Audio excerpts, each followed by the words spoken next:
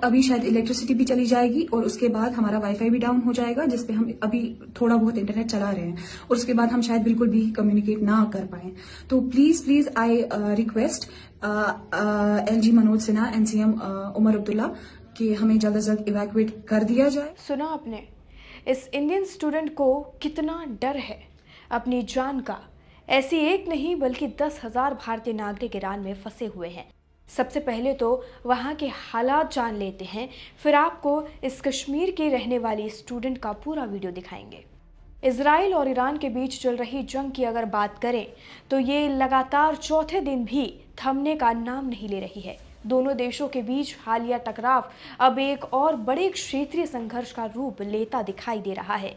इस लड़ाई में अब तक ईरान के 224 और इजराइल के 15 लोगों की मौत हो चुकी है।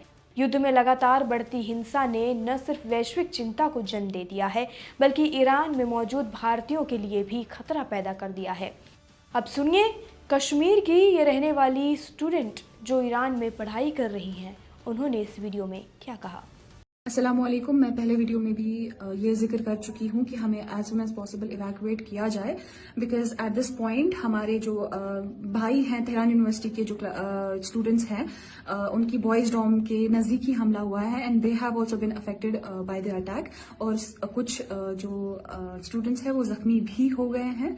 सो वो हालत हमारी भी ना हो जाए उससे पहले प्लीज हमें इवैक्यूएट कर दिया जाए, क्योंकि इस पॉइंट ऑफ टाइम पे ना हमें वाटर सप्लाई है डॉम की, ना net, internet is very weak, internet बिल्कुल भी नहीं चल रहा है, ना मैसेज जा रही है, ना आ रही है, ना प्रॉपर्ली कम्युनिकेट कर पा रहे हैं हम किसी से भी। और ऑन टॉप ऑफ दैट अभी शायद इलेक्ट्रिसिटी भी चली जाएगी और उसके बाद हमारा वाईफाई भी डाउन हो जाएगा, जिसपे हम अभी थोड़ा बहुत इंटरनेट चला रहे हैं और उसके बाद हम शायद बिल्कुल भी कम्युनिकेट ना कर पाए। तो please I request LG Manoj Sinha, and CM Omar Abdullah कि हमें जल्द से जल्द इवैक्यूएट कर दिया जाए। और आई होप कि जो सबसे पॉपुलर न्यूज चैनल है JNK की, गुलिस्तान न्यूज चैनल, वो हमें इस इशू को बहुत एम्पलीफाई करने में मदद करेगी। Thank you. अब आपको बता दें ईरान में इस समय लगभग 10,000 भारतीय नागरिक फंसे हुए हैं। इनमें बड़ी संख्या में इंडियन स्टूडेंट्स भी शामिल हैं जो मेडिकल और धार्मिक शिक्षा के लिए अलग अलग ईरानी जगहों पर, संस्थानों पर पढ़ाई और प्रैक्टिस कर रहे हैं। इजराइल ईरान संघर्ष के बीच अब भारत सरकार इन भारतीयों को सुकुशल बाहर निकालने के लिए एक विशेष रेस्क्यू ऑपरेशन शुरू करने जा रही है। भारत सरकार की ओर से बताया गया है कि ईरान सरकार ने भी विदेशी नागरिकों को सुरक्षित उनके देश वापस भेजने पर सहमति जताई है। इसी के तहत भारतीयों को अजरबैजान, तुर्कमेनिस्तान और अफगानिस्तान के जरिए सुरक्षित निकाला जाएगा। इसके लिए सीमावर्ती क्षेत्रों में भारतीय दूतावास और बाकी एजेंसियों को सक्रिय कर दिया गया है। इस बीच एक चिंता बढ़ाने वाली घटना भी सामने आई, जिसके बाद ये वीडियो स्टूडेंट का वायरल हो रहा है। इसकी बात कर लेते हैं। तेहरान में स्थित यूनिवर्सिटी ऑफ मेडिकल साइंसेज में अंतर्राष्ट्रीय छात्रों के छात्रावास के पास एक बड़ा हमला हुआ, जिसमें 2 भारतीय छात्र घायल भी हुए। दोनों छात्र कश्मीर के रहने वाले हैं। हमले के बाद विश्वविद्यालय प्रशासन ने सुरक्षा कारणों से इन छात्रों को रामसर शहर में स्थानांतरित कर दिया है।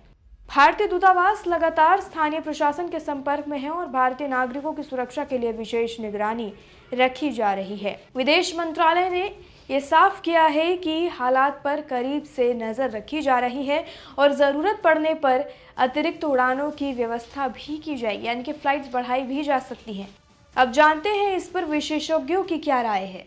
विशेषज्ञों का कहना है कि अगर ये युद्ध और ज्यादा लंबा चला तो इसका असर पूरे पश्चिम एशिया क्षेत्र पर पड़ सकता है।